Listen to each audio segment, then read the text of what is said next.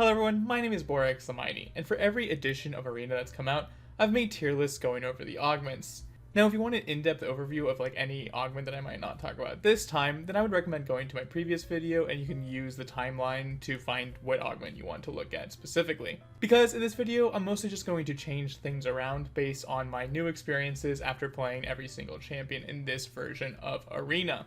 The first augment that we'll be moving is Blunt Force. I'll be moving it up a bit because now that there's more items that give you more potential for AD or just items that give you more stats in general, I think all of the augments that give you a little bit more stats are just better.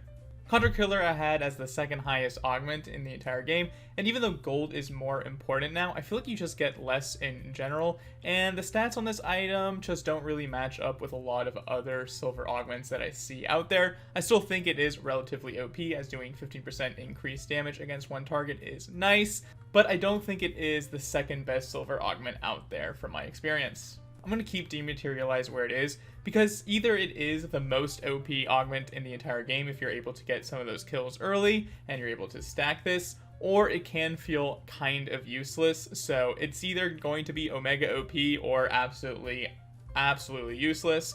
But if you are getting those kills, then Dematerialize can easily snowball you into a first. Don't Chase as an augment on a tank seems to be pretty ridiculous, as the base damages are very solid. I'm going to put it in the happy to have category because every time I look at the numbers on this augment, oftentimes they are performing quite well, and I believe that the early game is pretty important right now, especially because you really want to get the gold from the kills so you can then buy stat anvils. So anything that provides tanks a little bit more damage so that they aren't completely ignored, I think is a little bit more important this time around. EscAPADe is another one of those augments that gives you bonus stats. It gives you bonus attack damage equal to 10%, and it also converts 100% of your AP into bonus attack damage. And now that you're getting these stat anvils where sometimes you can get both AP and AD, where this augment becomes extra powerful, I believe that it is one of the best ones out there, and I'm going to put it up here, which is quite an upgrade as an augment, and it's one of the ones that I am very happy to see quite often. I think both of the augments that give you more flashes in general are actually better than I thought, because there's just certain champions that with flash they become so much more menacing, like Garen, who's going full crit. If he has another flash, then his combo is a lot more terrifying. Flash also just like neutralizes a bunch of champions, like for instance Jarvan. If you're playing against someone with flash, then the champion with his ult feels a lot more useless.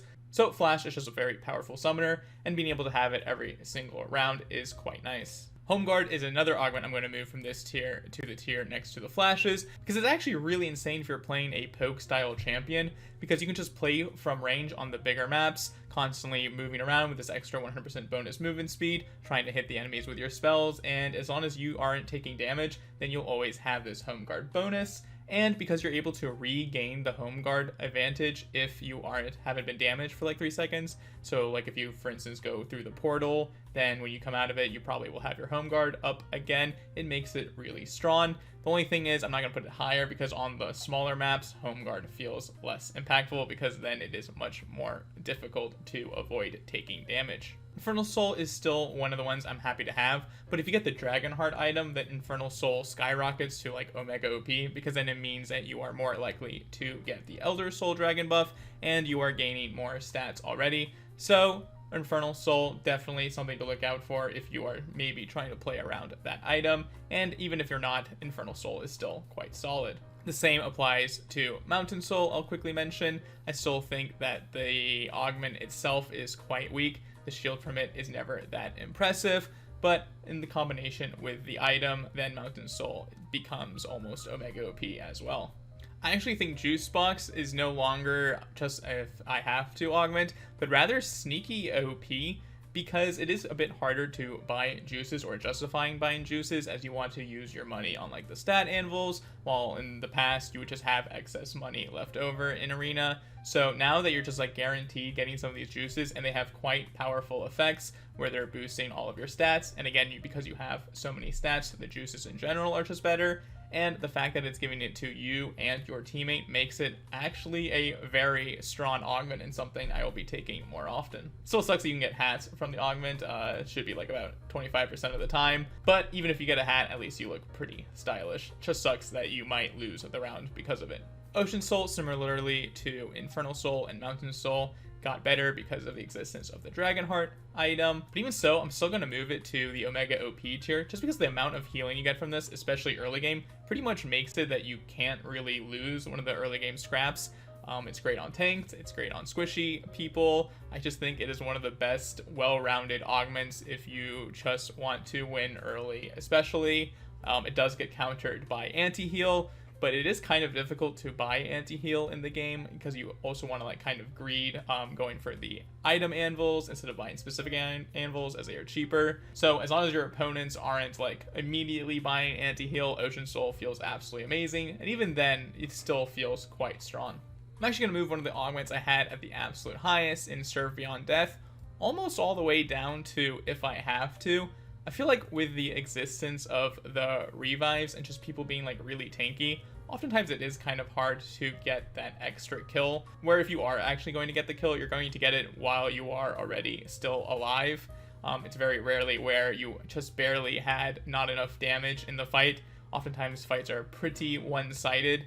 This is still like maybe good if you have like a bunch of on hit, or like a Tryndamere or a Master Yi, then maybe those fights are like closer. But oftentimes what'll just happen is you're playing against like a Rammus, he blows you up anyways, and then he's full health and you come back with Serve Beyond Death and you still don't really do anything. So yeah, I feel like fights are just a little bit too one-sided oftentimes, where Serve Beyond Death is really good if the fights are really close, but that's not too common from my experience. I think Shadowrunner is sneakily actually OP. Just gaining 300 bonus movement speed is kind of ridiculous. There's just a bunch of dashes and blinks out there. So if you are playing a champion, like for instance I was playing Graves with this augment, and it made it so I could just kite so much more effectively. I know like Vayne's with this is really good, Lucian's with this. If you have like good range and you have dashes, then Shadowrunner is really good. Even if you're like a melee champion, being able to like catch up to people so it's harder for them to kite you makes this a really good augment. Now Slap Around, I'm going to put into the Omega OP tier. Just if you're playing a champion with multiple CC abilities like Nautilus, like Blitzcrank, like Galio, if you're able to just constantly CC them, you can actually build up a bunch of adaptive stats. I know like Aatrox is pretty alright with this, Riven's another one. You just end up having like so many stats from a silver augment where you do want to like try to win the round relatively quickly so that the champion with Slap Around doesn't just outscale you because of this silver augment. So just that amount of pressure that you can have from a silver augment makes me put it in the Omega OP tier.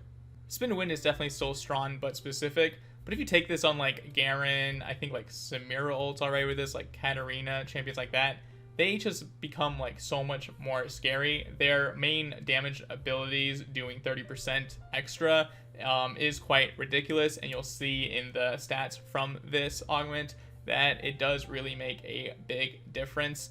But if you're not really doing like the most damage with your spin ability, like for instance Darius Q, it's not really the main ability you're using to get people, usually you're just using like your passive and your auto attacks, then this augment definitely isn't as amazing. But yeah, on those like specific champions, Spin to Win is really ridiculous and something to be very scared of. Funnily enough, Stackasaurus Rex is not something I actually was ever offered in like a good situation. I think this may have gotten buffed. I think 75% is higher than I remember. I'm going to keep it here in this category, but I do think that this could be quite ridiculous. The only problem is a lot of the like stacking champions like Nasus, like Scion just aren't the best in general.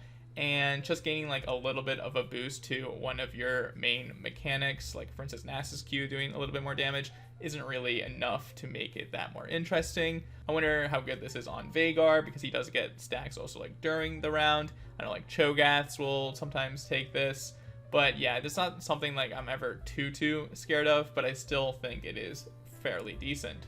Sonic Boom is one that I had really high early on. I think it's just mostly like enchanters are actually pretty decent. I haven't been that impressed with it recently, especially like on the smaller maps where slows don't really seem that impactful anymore. I'm gonna put it down in the okay early, meh late category, probably below Buff Buddies, just because like, yeah, I've taken this a couple times, I've seen other people take it, and it hasn't been too intimidating from what I've seen. I still think Take It or Leave It is absolutely amazing. Just gaining a little bit of damage reduction for having crit feels really nice, especially if you're already going crit. Now there's another tank item that gives you crit and gives you more CC when you crit people, so Tinker Leave It is better on tanks in general in that case. I'm still going to put it down at the bottom of Omega OP tier, just because they keep nerfing this augment, rightfully so, because at the beginning I think it was just absolutely ridiculous. It definitely doesn't have the same high highs as it used to, but it is still quite a solid augment. I think Vulnerability and Typhoon have gotten incredibly amazing, especially now that there's just more on-hit items, there's more on-hit effects, and there's more like crit effects, which is really good with the Vulnerability. Like the Hamstringer combo with Vulnerability I know is really, really powerful. You might have seen some videos out there talking about that. Just having a silver augment unlock a whole new build path, a whole new level of OP possibilities for certain champions has to make me put it higher on this list. Because if a silver augment can change things so dramatically, make something so overpowered, then of course it has to be pretty high on my tier list. That does it for all the changes to my silver augment tier list. Again, if you want to see a more in-depth dive into each individual augment, I recommend checking out my older videos going over the subject. Again, everything is timeline stamped so you can see it. Let me know what you guys think about this new updated tier list. As you can see, a lot of things are pretty top heavy. There aren't too many things down below. Definitely Self-Destruct is still absolutely terrible. Hold Very Still, kind of interesting, gives you a bunch of attack speed. Now I'm just going into tangents thinking about all of these things. A lot of things have potential. Everything is relatively useful at some point, which is a nice thing to see. I think Riot Games is doing a pretty good job where they have things relatively-ish kind of balanced. Of course, there are still things that are OP. You have to try to remember that they actually put a lot of things on their own plate to try and balance. Like we have all of the augments, we have all of the items, we have all of the champions. There's just so many things out there where it's an almost impossible task, if you think about it, for Riot Games to try and balance everything. So I think they are actually doing a relative decent job. There are definitely things that are very frustrating, but when it comes to augments, I am having a lot of fun picking different things, trying them out. If you enjoyed the video, make sure to leave it a like, maybe consider subscribing, as next time we'll be going over the gold augments and how I'll be re-ranking those. Thanks for watching, and good luck on your arena journey.